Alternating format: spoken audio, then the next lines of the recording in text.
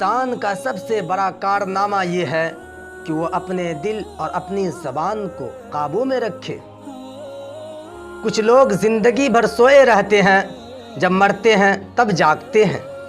جھگڑے میں کودنا بہت آسان ہے، لیکن نکلنا بہت مشکل۔ کمینے انسان کو جب بلند رتبہ مل جاتا ہے تو وہ سرکشی کی راہ پہ چل پڑتا ہے۔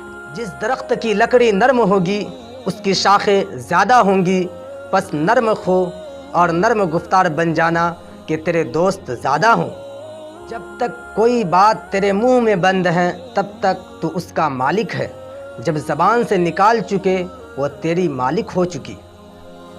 جس شخص کی نظر اپنے عیبوں پر ہے وہ دوسروں کے عیب نہیں دیکھتا۔